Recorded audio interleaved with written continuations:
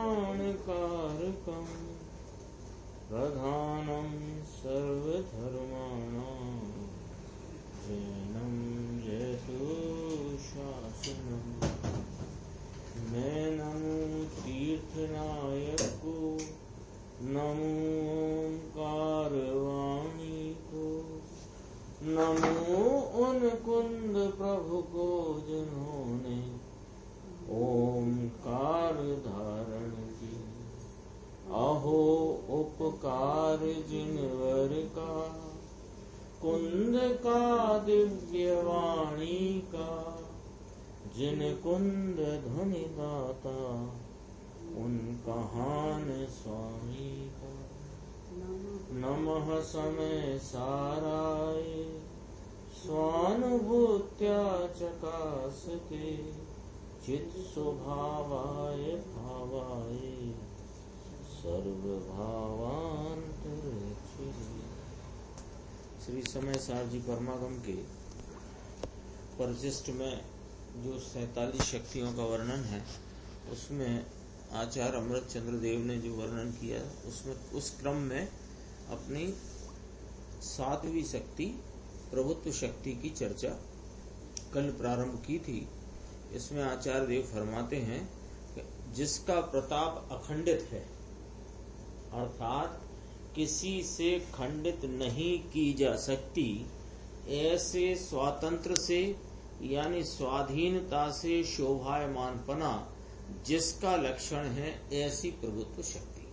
यानी संक्षेप में कहो कि जिसका प्रताप अखंडित प्रताप स्वरूप स्वाधीनता के शोभायमान पने वाली प्रभुत्व शक्ति।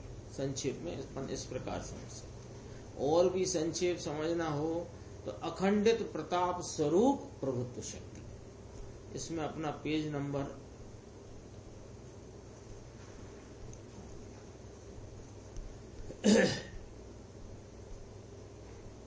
कल चल गया था ये थोड़ा। हाँ, ये है 82 नंबर पेज है, बोल्ड अक्षर से यहाँ पर लिखा है, देखो उसके ऊपर के पैराग्राफ। चैतन्य भगवान अखंड प्रताप से स्वतंत्र रूप से शोभायमान है। जगत के कोई निमित्त या प्रतिकूल संयोग उसकी शोभा को हानि नहीं पहुंचा सकते और कोई अनुकूल संयोग उसकी शोभा में सहायक नहीं है। वह स्वयं अपने अखंडित प्रताप से शोभायमान है। ऐसी प्रभुता आत्मा में त्रिकाल है। जैसे सभी शक्तियां, पीछे 6 शक्तियों का वर्णन आया ना, जीवत्व शक्ति, चिति शक्ति, दृष्टि शक्ति, ज्ञान शक्ति, सुख शक्ति, वीर शक्ति, वो सब के बारे में क्या आया कि वह सब शक्तियां एक एक शक्ति द्रव्य में, गुण में और पर्याय में विद्यमान है। ऐसे ही यह प्रभुत्व शक्ति भी द्रव्य में, गुण में और पर्याय में विद्यमान है। तो उसको कहते हैं द्रव्य में प्रभुता है, गुण में प्रभुता है और पर्याय में भी प्रभुता है। द्रव्य गुण की प्रभुता के स्वीकार से पर्याय में भी प्रभुता प्रकट हो गई है। इस प्रकार द्रव्य भी प्रभु, गुण भी प्रभु, पर्याय भी प्रभु। देखो, द्रव्य दृष्टि से देखने पर द्रव्य दृष्टि से देखने पर आत्मा की प्रभुता में कभी विकार हुआ ही नहीं। ये चर्चा आई ना ऊपर, देखो द्रव्य में प्रभुता है, गुण में प्रभुता है, पर्याय में भी प्रभुता है। तो महाराज अभी तो बहुत पामरता है, विकार चलता है, छोटी छोटी बातों के प्रति द्वेष राग की वृत्ति उठती है, तो ये सब तो कहाँ ये प्रभुता है ना। तो पहले तो ये कहा कि हाँ, पहले तो ये कहा कि द्रव्य गुण की प्रभुता को स्वीकार से पर्याय में भी प्रभुता प्रकट हो गई है। अब वो स्वीकार किया है उसे तो हो गई है, नहीं स्वीकार किया उसके क्या हालचाल है। तो उसको कहते हैं कि तू पर्याय दृष्टि से तुझे न देख, द्रव्य दृष्टि से देख, तो आत्मा की प्रभुता में कभी विकार नहीं हुआ कोई काल में। पिछला अनादि काल से अनंत काल व्यतीत हुआ, वर्तमान चल रहा है और आगे अनंत काल आएगा, लेकिन द्रव्य दृष्टि से इस द्रव्य स्वभाव प्रभु आत्मा को देखो तो इसकी पर्याय में भी कभी विकार, क्योंकि पर्याय देखी नहीं है, तो इसकी आत्मा की प्रभुता में कभी विकार हुआ ही नहीं।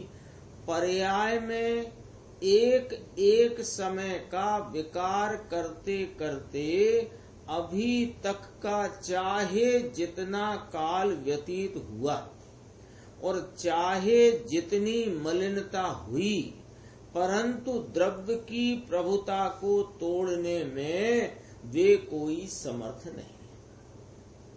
द्रव्य की प्रभुता तो अखंड रूप से ज्यों की त्यों शोभायमान है, उसमें अंश मात्र खंड नहीं पड़ा है, और गुण की प्रभुता भी ज्यों की त्यों अखंडित है, तथा प्रत्येक समय की पर्याय भी पर की अपेक्षा रहित स्वयं आश्रय से स्वतंत्र रूप से शोभायमान है। दोनों बातें इस पैराग्राफ में अपने को समझना है।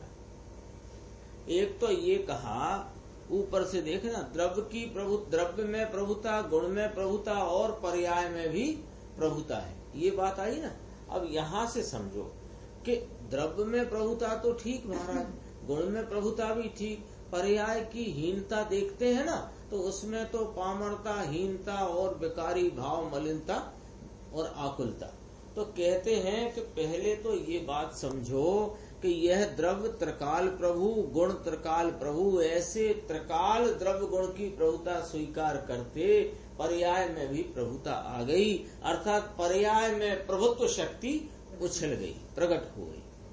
ठीक है, अब ये स्वीकार कैसे करेंगे साहब? हम ये स्वीकार करें कैसे? पर्याय में तो वर्तमान जो परिणाम है वह तो मलिन है और पामर है, तो हम प्रभुता स्वीकार करें कैसे? कि तू जहां देखता है और जिस दृष्टि से देखता है वो दृष्टि छोड़ो और द्रव्य दृष्टि से देखो, तो यह आत्मा वस्तु, इसकी प्रभुता में कभी विकार नहीं। अब यहाँ दो बातें समझना कि इसकी प्रभुता में कभी विकार नहीं हुआ, तो यहाँ तो यूं कहते हैं कि पर्याय भी इसकी प्रभु है, ये कहा ना। तो अभी यहाँ समझाते हैं कि देखो, पर्याय में एक एक समय का विकार करते करते अभी तक चाहे जितना काल निकल गया, व्यतीत हुआ, और चाहे जितनी मलिनता हुई, घोर से घोर, लेकिन वह कषाय रूपी विरुद्धता, विकारता, मलिनता ने वह कोई द्रव्य की प्रभुता को तोड़ने में समर्थ नहीं। द्रव्य की प्रभुता तो अखंड रूप से ज्यों की त्यों शोभायमान है, इतना भरोसा तो करो पहले। दूसरी बात, उसमें अंश मात्र खंड नहीं पड़ा, और जो दूसरी कहते हैं कि गुण की प्रभुता भी ज्यों की त्यों अखंडित है। गुण थोड़ा बेकारी हो गया कि ना, वो तो प्रभु है, प्रभु था, प्रभु रहेगा, तो वह भी ज्यों की त्यों अखंडित है गुण की प्रभुता। और सब पर्याय की कि सुनो, प्रत्येक समय की पर्याय भी एक एक समय करके उत्पन्न होती है ना, तो वो पर्याय जो है वह पर की अपेक्षा रहित अपने द्रव्य के आश्रय से, स्वयाश्रय का ना, तो एक तरफ लेना द्रव्य का आश्रय और पर्याय की प्रभुता दिखा रहे हैं, तो यहाँ पर्याय स्वयाश्रय से, पर्याय स्वयं ही पर की अपेक्षा रहित स्वयं आश्रय से, यानी स्वयं आश्रय मानो वो पर्याय को पर्याय का ही आश्रय, वो स्वयं आश्रय से स्वतंत्र रूप से शोभायमान है। तो बोलो पर्याय भी प्रभु है कि नहीं है? तो साहब विकार की, अरे विकार की है कि उसको तो छोड़ो, क्योंकि वह स्वभाव की है नहीं, और जो भी पर्याय है वह पराश्रय के बिना, पर की अपेक्षा के बिना स्वयं आश्रय से शोभायमान है, उस समय के सतरूप भाव से विद्यमान है, तो उसमें भी प्रभुता नक्की होती है। तो प्रभुत्व शक्ति इन द्रव्य गुण पर्याय तीनों में व्याप्त हो रही है, इसलिए आत्मा स्वयं प्रभु है। हे प्रभु, ये देखो ऐसा अपन भगवान की भक्ति आती है ना अपने अंदर में, तो क्या आती है कि देखो हे प्रभु, आपकी प्रभुता का मैं कैसे वर्णन करूं। इस प्रकार दूसरों को अपना प्रभु कहना वह विनय से व्यवहार का कथन है। वास्तव में इस आत्मा का प्रभु अन्य कोई है ही नहीं, स्वयं ही अपनी प्रभुत्व शक्ति का स्वामी है। लेकिन ये प्रभुत्व शक्ति बताने वाले देव गुरु शास्त्र, पांच परमेष्ठी भगवंत, उनके प्रति ऐसी महिमा बहुमान आता है कि हे प्रभु, आप ही मेरे प्रभु हो। लेकिन ये विनय का, व्यवहार का, भक्ति का कथन है। वास्तव में तो प्रभु कौन है कि अपना प्रभु आप ही है, स्वयं ही अपनी प्रभुत्व शक्ति का स्वामी है। स्वतंत्रता के अखंड प्रताप से स्वयं शोभायमान है। अखंड है, अखंड माने जिसमें खंड नहीं पड़ता। प्रताप माने उसकी प्रभुता, उसकी सामर्थ्य का भाव, सामर्थ्य की बेहद सामर्थ्य है ना, तो उसका भाव, उसका नाम प्रताप। और कैसा प्रताप के स्वतंत्रता से, स्वतंत्रता के अखंड प्रताप से स्वयं शोभायमान है, इसलिए स्वयं ही अपना प्रभु है। आत्मा की प्रभुता का प्रताप ऐसा अखंडित है, इसमें जो मूल शब्द चल रहा है ना, अखंड प्रताप, तो उसका विशेषण वाला भाव है ना, भाव है, विशेषण वाला भाव है। मूल शब्द है स्वतंत्रता। तो स्वतंत्रता के अखंड प्रताप से स्वयं शोभायमान है, इसलिए स्वयं ही अपना प्रभु है।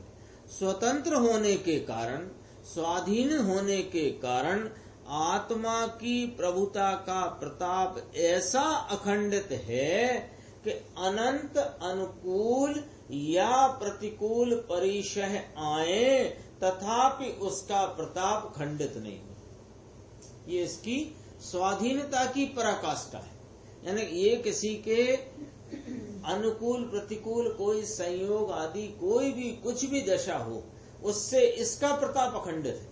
प्रताप खंडित नहीं होता तो अखंडित है। देखो उसकी खुलासा कर देते हैं। अरे क्षणिक पुण्य पाप की वृत्ति से भी उसकी प्रभुता का प्रताप खंडित नहीं होता। कषाय का तीव्र परिणाम हिंसा का, चोरी आदि का आया, इससे ये प्रभु खंडित हो जाएगा, इसका अखंड प्रताप की शोभा धूमिल हो जाएगी? हुई नहीं कभी। कषाय तो बहुत तीव्र से तीव्र हुई।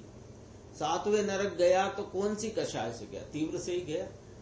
ऐसे कषाय का परिणाम उदित हुआ हो परिणति में, लेकिन यह प्रभु अपना जो द्रव्य स्वभाव स्वरूप, इसकी प्रभुता का प्रताप कभी खंडित हुआ नहीं। क्योंकि अब देखो इसका हेतु देखना, क्योंकि आत्मा की प्रभुत्व शक्ति तो द्रव्य गुण पर्याय तीनों में व्यापक है और त्रिकाल है। विकार की द्रव्य गुण पर्याय तीनों में व्याप्त नहीं होता और ना वह त्रिकाल है। विकार हुआ है पर्याय में अनादि से, एक एक समय करके। तो वो जो एक एक समय की आयु वाला कृत्रिम क्षणिक विकारी भाव, वह क्या द्रव्य गुण पर्याय तीनों में व्याप्त होता है? और क्या वह त्रिकाल है? तो जब वह त्रिकाल नहीं, तीनों में व्याप्त नहीं, किंतु यह प्रभुत्व शक्ति तो त्रिकाल ही द्रव्य गुण पर्याय तीनों में व्यापक है। आत्मा की ऐसी जो प्रभुता है, देखो इसलिए ये रह गई लाइन, इसलिए उस क्षणिक विकार के द्वारा भी आत्मा की प्रभुता खंडित नहीं होती। विकार तो आया, क्यों आया विकार? कि तेरे को स्वरूप का भान नहीं, तो अपने स्वरूप के प्रति सावधान नहीं, तो पर के प्रति सावधान है। मोह है ना, मोह कहो, मिथ्यात कहो, विपरीत मान्यता कहो, ये राग देश की उत्पत्ति का मूल है, जड़ है। राग देश रूपी जो फलित होता है ना एक एक समय करके, इसका मूल कौन है? तो शास्त्र में शब्द आता मोह है। मोह कहो, मिथ्यात कहो, और एकदम सरल भाषा में अपने को पकड़ना है ना। मोह क्या होता है कि पर में सावधानी और स्वयं से असावधानी। तो स्वयं से असावधानी और पर की सावधानी में ये जो विकार की वृत्ति का उत्थान एक एक समय करके चला आया है, क्या इसने आत्मा की प्रभुता को खंडित कर दिया है? इसके त्रिकाल स्वाधीनता की अखंड तेज प्रताप के भाव को इसने खंडित कर दिया? नहीं किया ना। तो कहते हैं कि क्षणिक विकार के द्वारा भी आत्मा की प्रभुता खंडित नहीं होती। यह बात भैया विचार में लेकर के निर्णय में इसको स्थापित करो, यानी इस प्रकार का निर्णय का स्तंभ स्थापित करो कि यह जो मैं प्रभु तत्व ज्ञान दर्शन आनंद सुख चारित्रमयी वस्तु, इसकी जो स्वाधीनता से अखंडित प्रताप स्वरूप जो प्रभुत्व शक्ति है, ये त्रिकाल मुझ में व्याप्त है, मैं त्रिकाल इसको धारण करता हूँ, और ये जो एक समय का विकार है यह मेरी प्रभुता को खंडित नहीं करता। ये भरोसा आता है कि नहीं आता? बातें तो आती हैं, बातें तो आ ही रही हैं, और पढ़ेंगे और आएंगे। ये भरोसा आता है कि नहीं आता? देखो, ये भरोसा जब तक नहीं आएगा तब तक वह द्रव्य दृष्टि का विषय, सम्यक दर्शन की प्रतीति का श्रद्धा का विषय, ज्ञान का स्वरूप संचेतन वाला ज्ञेय रूप विषय, ध्यान में एकाग्रता शांति को उत्पन्न करने वाला वो ध्यान का ध्येय आपको मिलेगा कैसे? वो कब मिलेगा? कि जैसा है वैसा ख्याल में लेकर निर्णय तो करो। सब सुनते सुनते, सब समझते समझते अंदर में एक बार ऐसा वो उछाला नहीं आता। जब भी देखेगा तो वर्तमान मिथ्यात्व के परिणाम को देख करके सोचने लगते हैं हम आप सब लोग, अब ये तो मिथ्यात्व ही रखा है। तो रखा है मिथ्यात्व, कहाँ रखा है ये भी तो देख लो। हमने ये कब कहा मिथ्यात्व नहीं रखा? कहाँ रखा है? एक समय की अवस्था में कृत्रिम रूप भाव रखा है, और उसी एक समय की अवस्था में ये त्रिकाली भगवान रखा है कि नहीं रखा है? तो जो त्रिकाली भगवान जिसका प्रताप अखंडित है, जो कभी भी जिसका प्रताप खंडित होता नहीं, ऐसा जो तत्व मैं हूँ, उसके प्रति का विश्वास लाकर उसकी दृष्टि कर, तो ये मोह रह जाएगा कि नहीं? क्यों? कि मोह कहते किसे हैं? कि पर में सावधानी को मोह कहते हैं, और स्वरूप में सावधान हुआ तो मोह रुकेगा, टिकेगा? जब एक दिया सलाई ऐसे करते ही प्रकाश हो गया, अब अंधकार रहा? अभी तो अंधकार है। हाँ है। कहाँ है अंधकार? कि एक समय का है अंधकार, क्योंकि अगले समय यदि प्रकाश का उदय हो तो अंधकार रहेगा क्या? बहुत देखो, ये शक्तियों का जो विवरण अपन पढ़ रहे हैं, सुन रहे हैं, समझ रहे हैं, उसमें इस आत्म तत्व के जो स्वरूप है उसकी महिमा के लिए ये बात सुन रही है, और उसकी महिमा आएगी तभी तो ये पुरुषार्थ उधर को ढलेगा। महिमा यदि मंद कषाय तीव्र कषाय की रही, मजा बुद्धि धर्म बुद्धि में पुण्य भाव, मजा बुद्धि में पाप भाव, इसकी ही यदि महिमा रही तो फिर इसकी महिमा बिना पुरुषार्थ कैसे जाकर? तो इसलिए पुरुषार्थ की दिशा भी उल्टी चली जा रही। देखो, आत्मा की ऐसी प्रभुता है, वह द्रव्य दृष्टि का विषय है। ऐसी आत्मा की प्रभुता जिसको जम गई है, लो, जिसको जम गई ये बात जम गई कि मैं तो त्रिकाल प्रभु स्वरूप हूँ, मैं कभी पामरता को प्राप्त हुआ ही नहीं। जो पामर हुई थी वो एक समय की अवस्था थी, और वह बिना मिटाए बिना कुछ किए वह अवस्था तो नाश को प्राप्त हुई, क्योंकि उसकी तो व्यवस्था ही आयु की इतनी है। तो जिसको ऐसी आत्मा की प्रभुता की बात जम गई, उसे पर्याय में केवल ज्ञान रूपी प्रभुता अवश्य प्रकट होती है। ले ज्ञानियों का गारंटी ले जाओ। धर्मी जानता है मेरी प्रभुता मुझ में है और अपनी प्रभुता से ही मेरी शोभा है। मेरी प्रभुता का प्रताप ऐसा अखंडित है। जो यहाँ है प्रभु शब्द तो ठीक है, शब्द का भाव क्या, प्रभुत्व शक्ति है ना, तो प्रभुत्व शक्ति का भाव कहते हैं कि मेरी प्रभुता का प्रताप, तेज, उसकी ताकत, उसकी सामर्थ्य ऐसी अखंडित है कि तीन लोक में कोई द्रव्य, कोई गुण, कोई पर्याय मेरे द्रव्य गुण पर्याय की स्वतंत्रता की शोभा को लूटने वाला नहीं। क्या कह दिया ये? तीन लोक में कोई द्रव्य और कोई उसका गुण और कोई उसकी पर्याय मेरे द्रव्य गुण पर्याय की स्वतंत्रता की शोभा को लूटने वाला नहीं है। तो भैया तुम्हारी अभी पर्याय में शोभा कहाँ है? हमारी पर्याय, ऐसा विचार है ना, हमारी पर्याय में अभी शोभा कहाँ है? द्रव्य त्रिकाल प्रभुत्व शक्ति स्वरूप अखंडित तेज प्रताप वाला है, गुण भी मेरा त्रिकाल अखंडित तेज प्रताप वाला है ये। लेकिन पर्याय का भी तो समझाओ ना भाई साहब, क्या चक्कर है ये? पर्याय में भी तो पर्याय की शोभा, अरे पर्याय स्वतंत्र है कि नहीं? वह स्वाधीनता से अपने स्वकाल में, अपने जन्म क्षण में किसी पराश्रय के पर की अपेक्षा के बिना स्वाधीन निरपेक्ष उत्पन्न हुई है। ये क्या उसकी शोभा नहीं?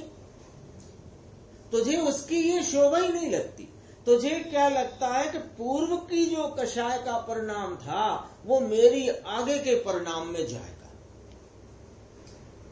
ये ऊपर इसी लाइन में से ये अर्थ निकल रहा है। देखो, कोई द्रव्य, कोई गुण, कोई पर्याय मेरे गुण पर्याय की स्वतंत्रता की शोभा को लूटने वाला नहीं है। इसका अर्थ बताओ क्या निकलेगा? दूसरे की तो छोड़ दो, मेरी ही पूर्व पर्याय में कषाय की तीव्रता का परिणमन था, इसलिए ये पर्याय भी कषाय रूप हुई है, ऐसा नहीं है।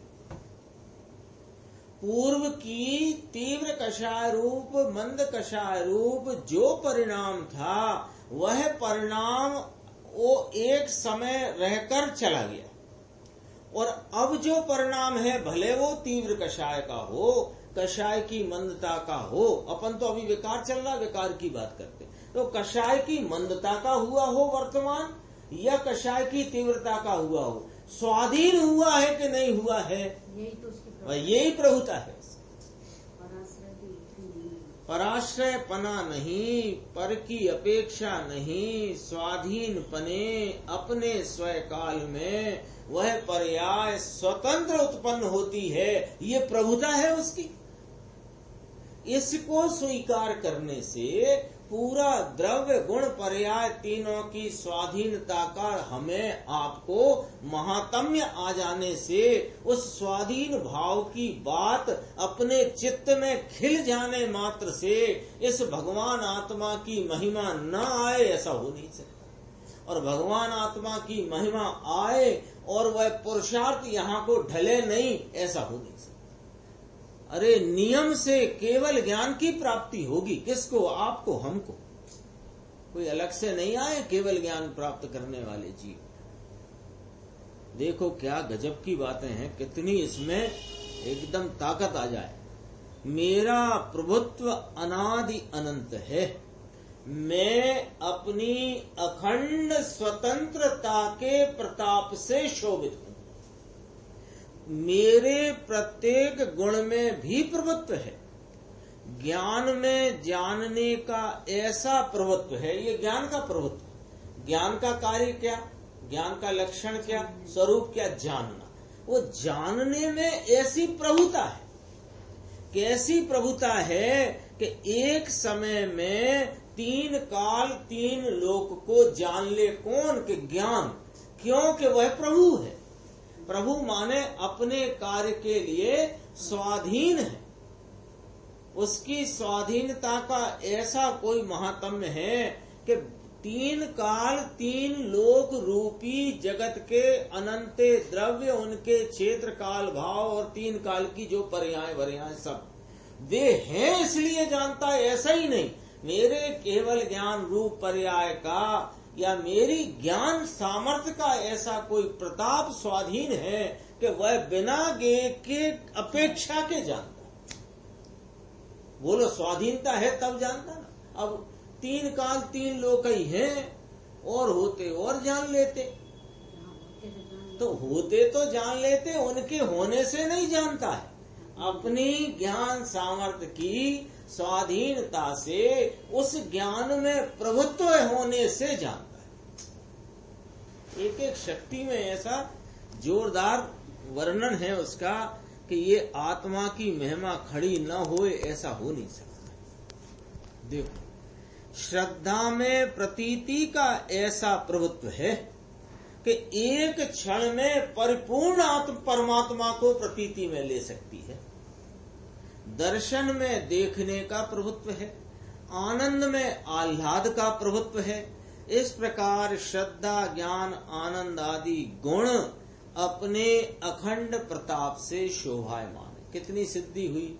द्रव्य तो स्वाधीन पने अपने अखंड तेज प्रताप से शोभायमान है, ये द्रव्य में प्रभुत्व शक्ति। और प्रत्येक गुण अपने अपने स्वरूप रहता हुआ प्रभुत्व स्वरूप की शक्ति उसमें व्यापक होने से प्रत्येक गुण आप प्रभु है, स्वयं प्रभु है। द्रव्य गुण इस प्रकार श्रद्धा ज्ञान आनंद आदि गुण अपने अखंड प्रताप से शोभायमान है। अब देखो, द्रव्य गुण की भांति प्रत्येक समय की पर्याय में भी मेरी प्रभुता है। ठीक है ना। अभी अपन चूंकि अपना विचार कर रहे थे अपने, तो उस समय अपन क्या विचार कर रहे हैं कि वर्तमान में विकार हुआ है, वह भी निरपेक्षपने हुआ है। पूर्व के परिणाम के कारण नहीं हुआ, किसी कर्म के उदय के कारण नहीं हुआ, किसी संयोग की अनुकूलता प्रतिकूलता से भी नहीं हुआ। लेकिन यहाँ चलती है प्रभुत्व शक्ति की बात, तो यहाँ राग देश आदि भाव को गौण रखा है और अंतरंग में स्वभाव के आश्रय से उत्पन्न पर्यायों को इनकी प्रभुता को यहाँ कहा जा रहा है। इसलिए कंफ्यूजन, कंफ्यूजन नहीं होना, क्योंकि बात यहाँ चल रही है शक्तियों की। तो शक्तियां तो किसको इसलिए कि जिसने शक्ति के सम्राट को अपने दृष्टि में लिया है। लेकिन अब अपन साथ में अपनी बात भी करते हैं ना, तो ये प्रभुता हमें कब स्वीकार होगी? पर्याय को, पामर द्रव्य को प्रभु स्वीकार करते रहने से हमें नहीं होगी। तो पर्याय में होता है वहां न देखो, समझ लो कि वह अपने स्वाधीनता से उत्पन्न होती है। अब यहाँ क्या कहते हैं, देखो ऊपर से चली थी ना बात, एक एक गुण की ज्ञान में जानने का प्रभुत्व है, प्रतीत श्रद्धा में प्रतीति में एक समय में परिपूर्ण परमात्मा को श्रद्धा में ले ले, ऐसा है। अब कहते हैं कि द्रव्य गुण की भांति प्रत्येक समय की पर्याय में भी मेरी प्रभुता है। पर्याय में जो अल्प राग देश होते हैं वे गुण है, और का त्रिकाली आत्म स्वरूप में अभाव है। आत्मा की प्रभुता कभी अपूर्ण या पराश्रित हुई ही नहीं है, वह तो त्रिकाल अबाधित है, अबाधित है, बाधा उसमें हुई नहीं। उसका स्वाधीन प्रताप अखंड है, विकार में तो प्रभुत्व ही नहीं है, वो तो प्रभुत्वहीन है, क्योंकि वह त्रिकाली द्रव्य गुण और समस्त पर्यायों में व्याप्त नहीं होता। वो कैसा है कि एक समयवर्ती है, एक समय का भाव है। आत्मा की प्रभुता तो त्रिकाली द्रव्य गुण में और समस्त पर्यायों में व्याप्त होने वाली है। जिन्हें अपनी चैतन्य प्रभुता का भान नहीं है, ऐसे अज्ञानी जीव पर संयोग से अपना बड़प्पन मानते हैं और वे संयोग प्राप्त करने को भावना करते हैं। क्या करते हैं? बस इसके लिए पड़े रहते हैं पीछे। स्वरूप के प्रति सावधान नहीं है, अपनी चैतन्य प्रभुता का भान नहीं है, अपनी चैतन्य प्रभुता का स्वाद नहीं है, तो क्या करते हैं ये कि पर संयोगों को जुटाने की व्यवस्था में लगे रहते हैं। ये वर्तमान में इसको जो कुछ भी संयोग मिले उन्हें छोड़ने के चक्कर में भी इसलिए पड़ा है कि इससे ज्यादा मिल जाए।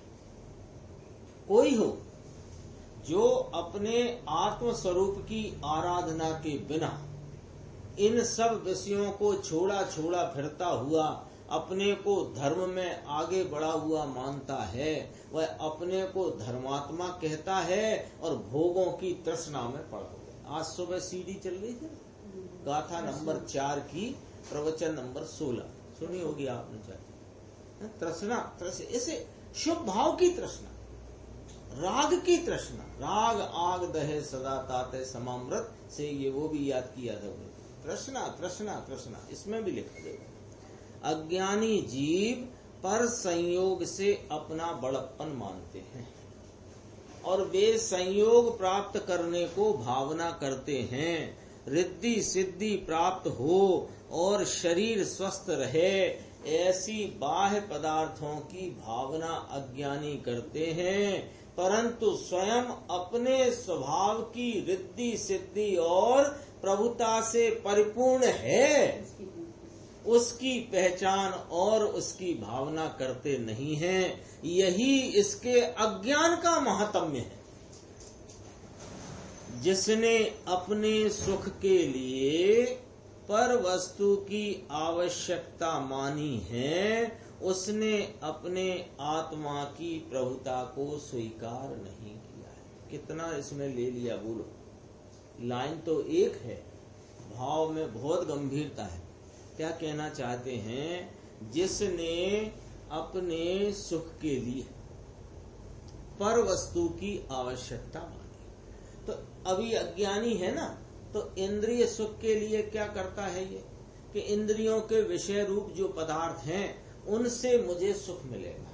ये तो अज्ञान की पराकाष्ठा है कि अभी गर्मी लगती है ना, तो थोड़ी हवा ठंडी हो तो सुख मिलेगा, तो वो उन प्रकार के विषयों को मिले तो मुझे सुख मिलेगा। ऐसी भ्रांति इसको पड़ी हुई है। और सुनो, अब थोड़ा पढ़ लिख गया, जैन शासन में आया, जैन कुल में आया, सुना पढ़ा समझा, तो अब इसको क्या है कि ये सुख तो इंद्रिय सुख है, जो वास्तव में सुख है नहीं, ये तो सुखाभास है, अर्थात कि दुख है। लेकिन अतीन्द्रिय सुख के लिए भी यदि तुमको परवस्तु की आवश्यकता लगती हो, तो तुमने अपने आत्मा की सुख स्वरूपता और सुख के प्रभुत्व और प्रभुता को स्वीकार नहीं किया। अतीन्द्रिय सुख के लिए परवस्तु कैसे चाह रखता है?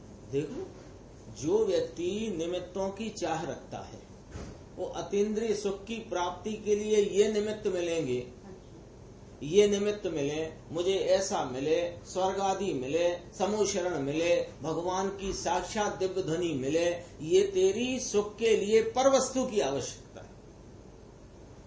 ये सुख स्वरूप यहाँ मौजूद है, यहाँ निहारने से, यहाँ रुक जाने झुक जाने से सुख आता है, इसका भरोसा नहीं करता है और निमित्तों की जोड़ जुगाड़ में लगा है। ये अतीन्द्रिय सुख के लिए भी वही मारा जाके, और इंद्रिय सुख के लिए तो सब अज्ञानी दिख ही रहे, दिन भर भागते दौड़ते।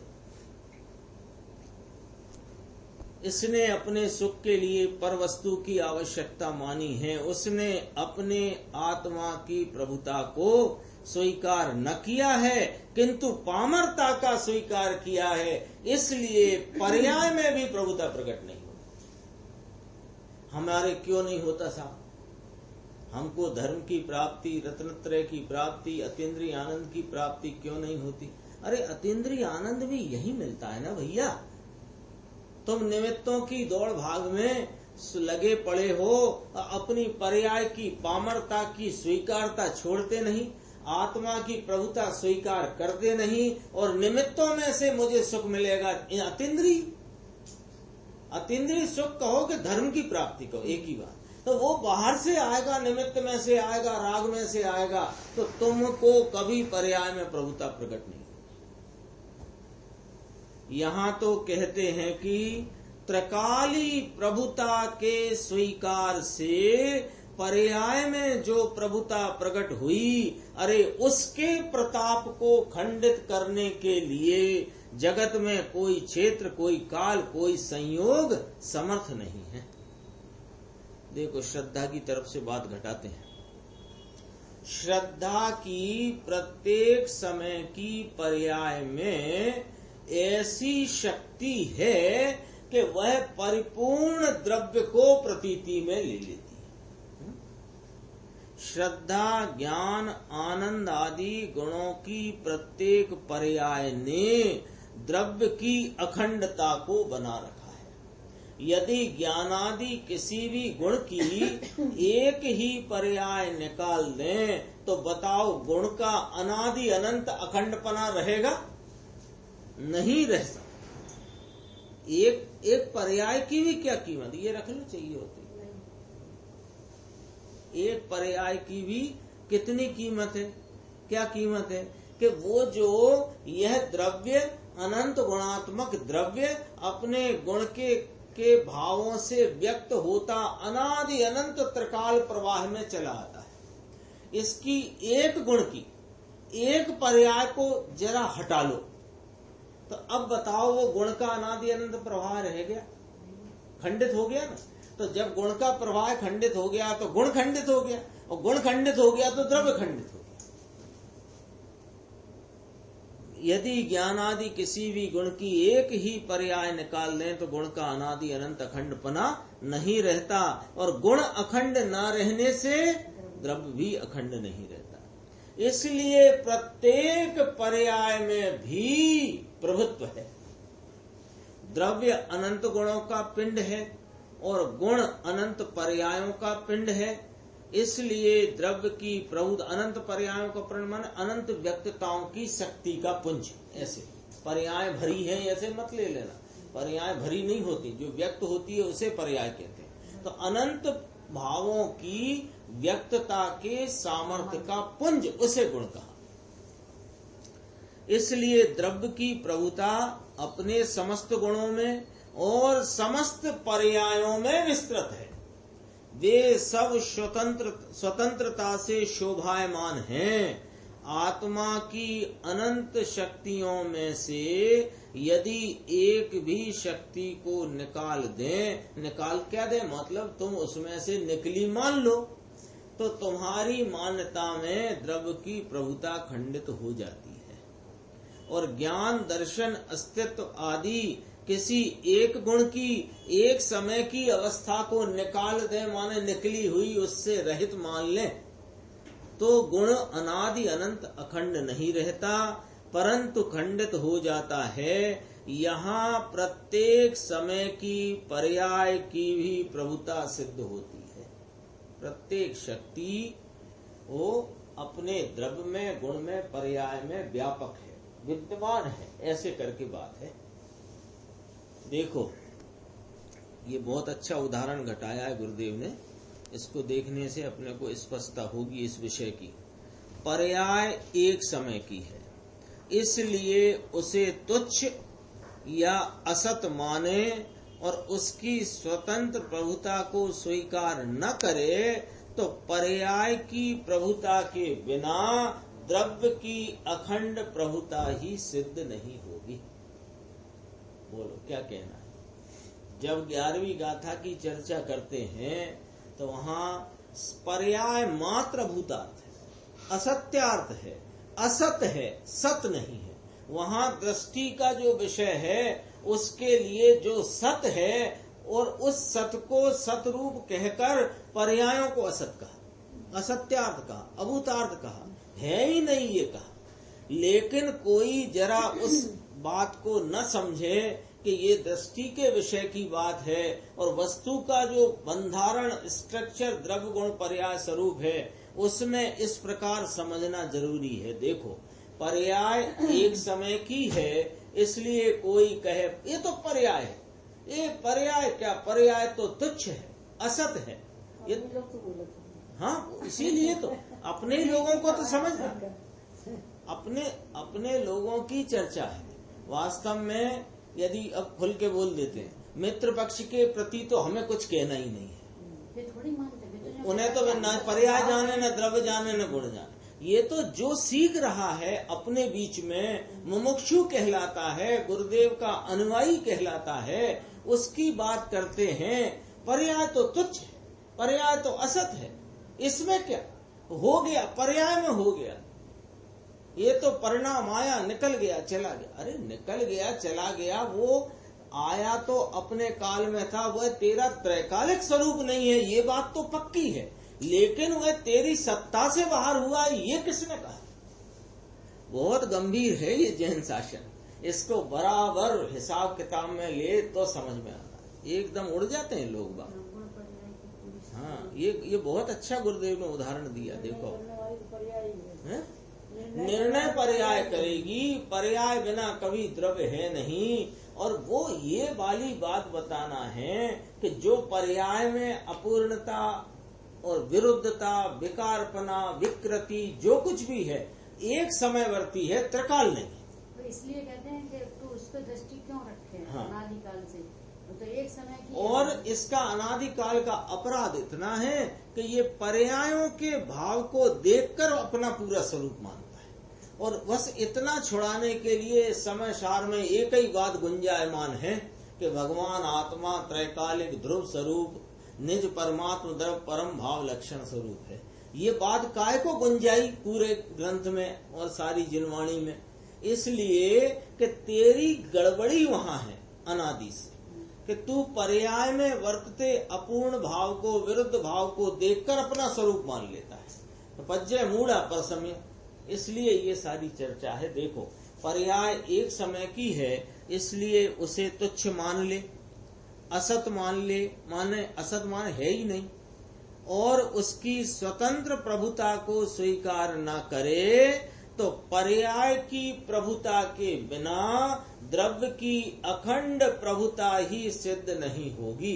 उदाहरण, जैसे किसी मनुष्य की उम्र 100 वर्ष हो, उसके 100 वर्षों में से यदि एक समय भी निकाल दो तो उसके 100 वर्ष का अखंडपना नहीं रहेगा। बताओ। किंतु एक और 50 और दूसरी ओर 50 वर्ष में एक समय कम, ऐसे दो खंड हो जाएं, कैसे हो गए कि एक तरफ 50 वर्ष के बाद एक समय गायब कर दो और फिर बाकी का 50 तो अखंड ना रहा ना, तो 100 कहां से रहे? दो खंड हो गए ना। इस प्रकार यदि द्रव्य की एक भी पर्याय की सत्ता को निकाल दो, यानी उसको असत मान लो, यानी कि है ही नहीं ऐसा मान लो, तो भैया द्रव्य का प्रताप जो अखंडित है वो खंडित हो जाता है। कहाँ हो जाएगा द्रव्य? कभी खंडित होता? अरे तेरी मान्यता का खेल है सारा। द्रव्य का प्रताप खंडित हो जाता है। भैया सुनो शांति से, सबको सुनना है ये वाली बात। पर्याय के बिना पूर्ण द्रव्य ही सिद्ध नहीं हो सकता। बोलो, ये गुरुदेव श्री की फरमा रहे हैं। कब फरमा रहे हैं? सन 1950 के व्याख्यान है ये। फिर कोई कहता है कि वो कांजी स्वामी ने क्या किया कि बिना पर्याय का द्रव्य बता दिया। अरे बिना पर्याय का द्रव्य, द्रव्य दृष्टि का द्रव्य बताया। जो द्रव्य गुण पर्याय स्वरूप, जिसको सत्ता स्वरूप द्रव्य कहते हैं, वो द्रव्य पर्याय बिना का होता ही नहीं, सिद्ध ही नहीं होता। ये कौन ने बताया है हमें?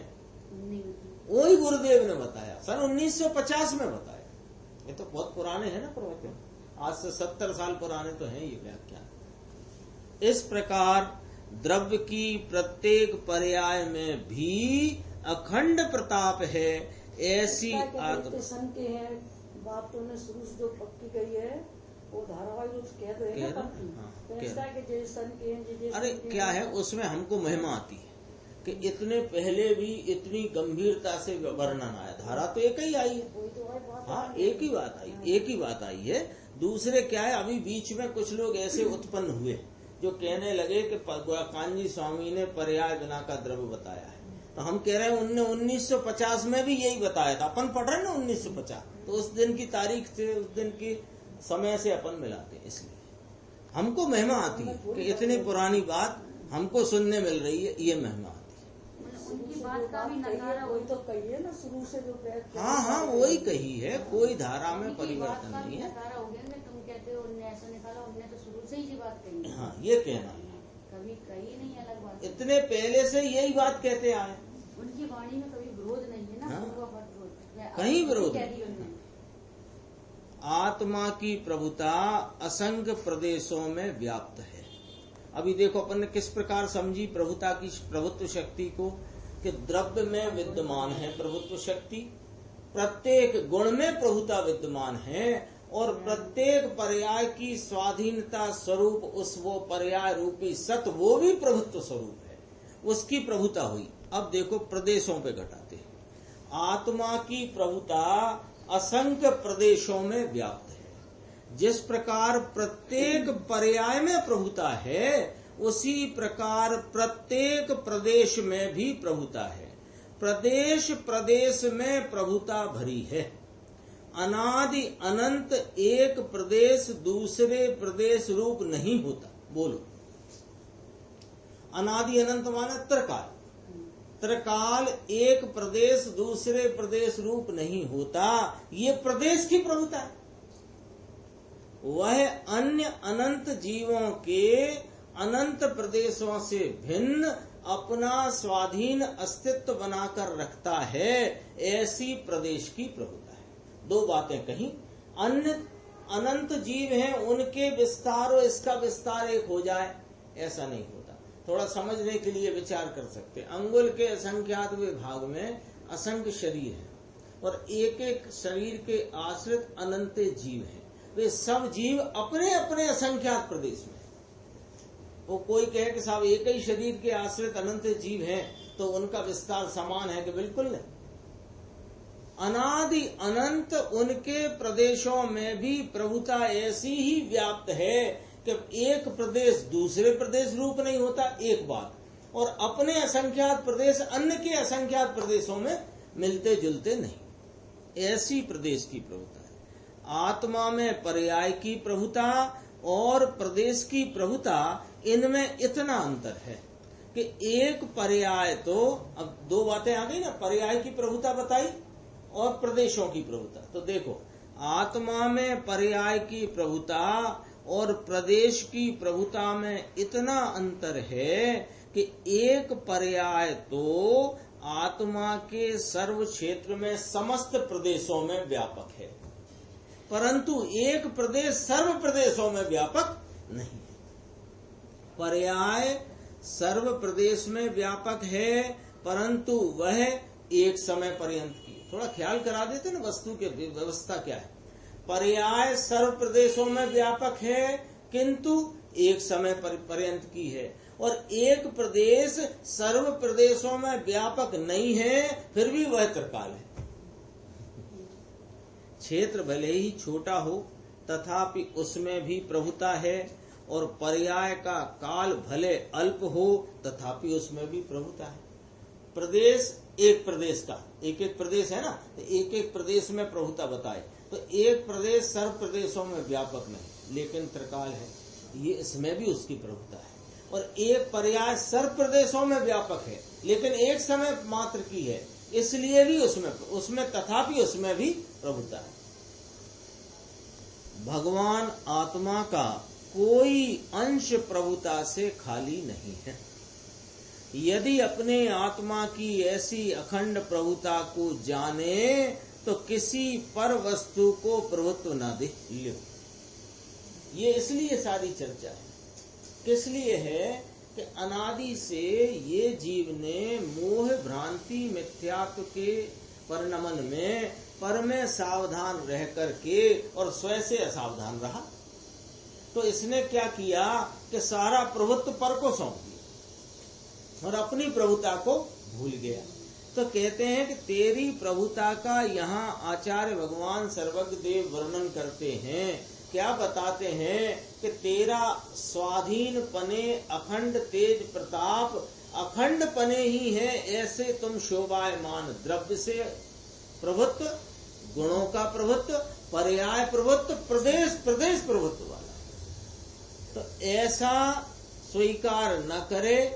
और जो यहाँ तो ऐसा लिया, आत्मा की ऐसी अखंड प्रभुता को जाने तो किसी पर वस्तु को प्रभुत्व न देगा, अर्थात कि पराश्रय न करे और पराश्रय को छोड़कर अपनी प्रभुता का आश्रय करे, इसका नाम धर्म है और यही मुक्ति का उपाय है।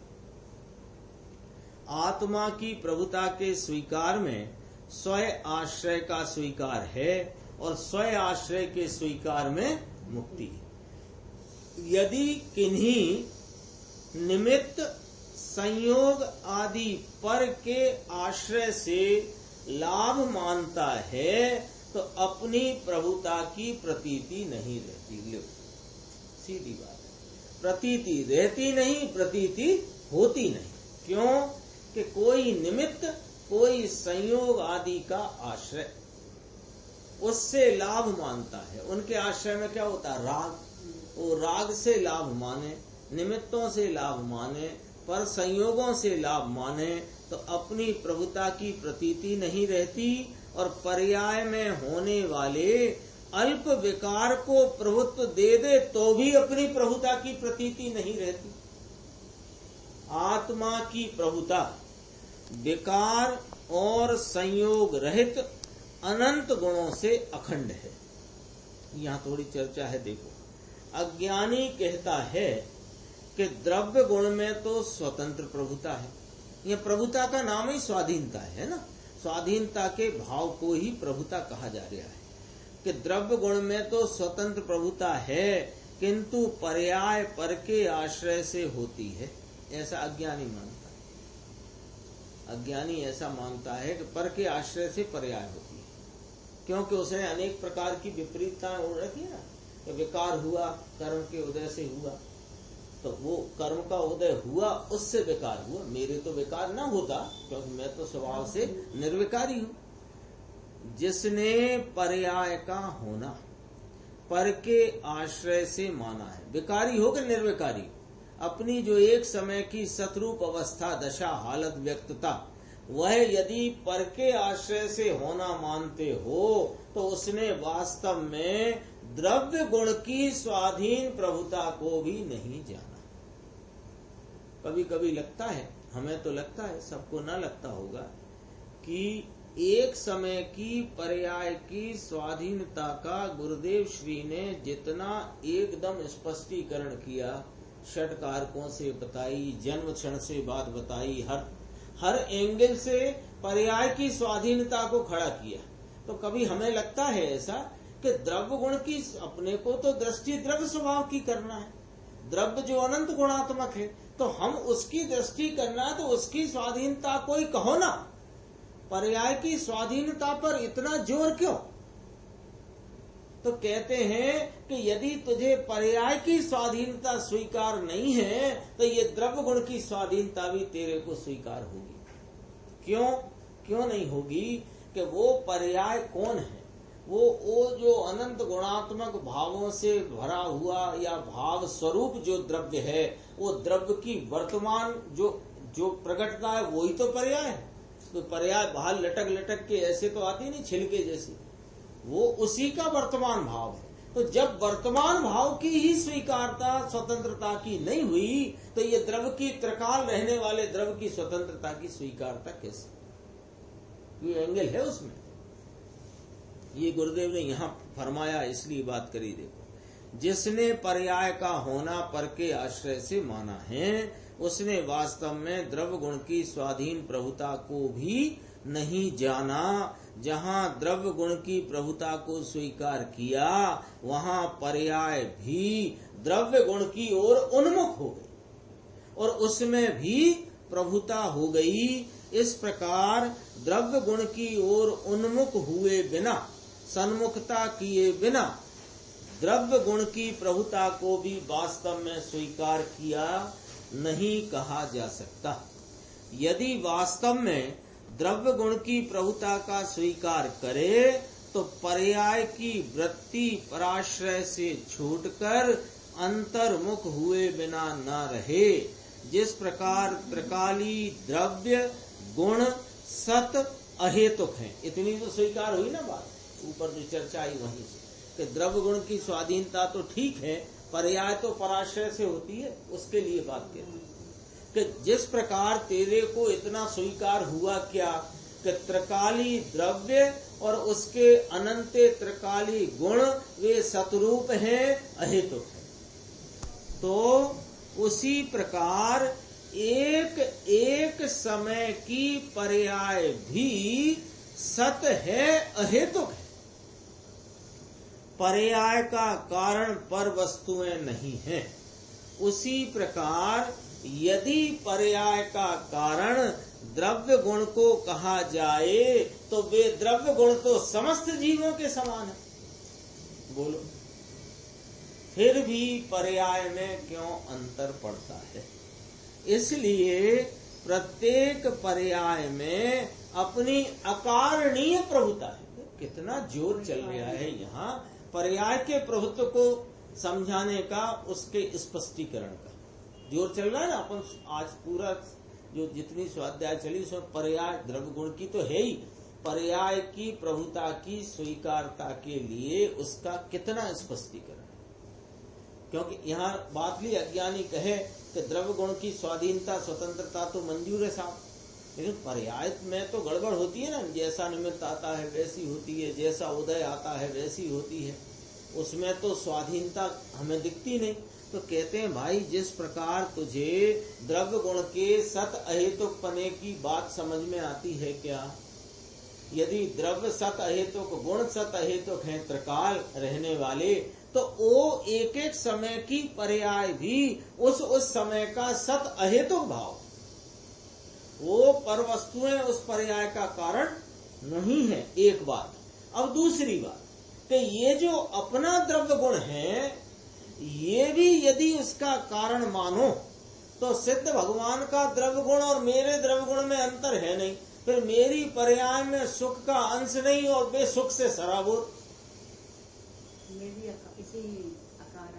एक एक समय की व्यक्त होती अवस्था का भाव सत अहेतुक अकारण स्वरूप है। पर्याय की ऐसी निरपेक्षता स्वीकार करने से पर्याय का निर्मल परिणमन ही होता जाता है, क्योंकि निरपेक्षता स्वीकार करने वाली पर्याय स्वयं द्रव्य की ओर उन्मुख है। अहो, द्रव्य का प्रत्येक अंश स्वतंत्र है। देखो, दो प्रकार कहे ना, अभी चल गई बात। प्रत्येक अंश स्वतंत्र, द्रव्य तो यूं अखंड है, पर उसमें दो प्रकार की अंश कल्पना है। एक तो वर्तमान व्यक्त होता भाव एक एक समय का, और विस्तार में एक एक प्रदेश का उसका जो अंश, पर्याय अंश, प्रदेश अंश, विस्तार अंश और प्रवाह अंश। प्रवाह अंश पर्याय, विस्तार अंश प्रदेश, इसका एक एक अंश स्वतंत्र है। प्रत्येक अंश स्वतंत्र है, एक अंश भी पराधीन नहीं है। ऐसी प्रतीति करने वाले की स्वभाव आश्रित उसको निर्मल परिणमन हो ही रहा है। अपनी आज की चर्चा यहाँ पूरी होती है और इसमें आगे और गंभीर चर्चा है, वो चलेगी। निज निधि निज में बताई, यह अनंत उपकार है, उसके लिए जिन वाणी माँ को वंदना शत बार।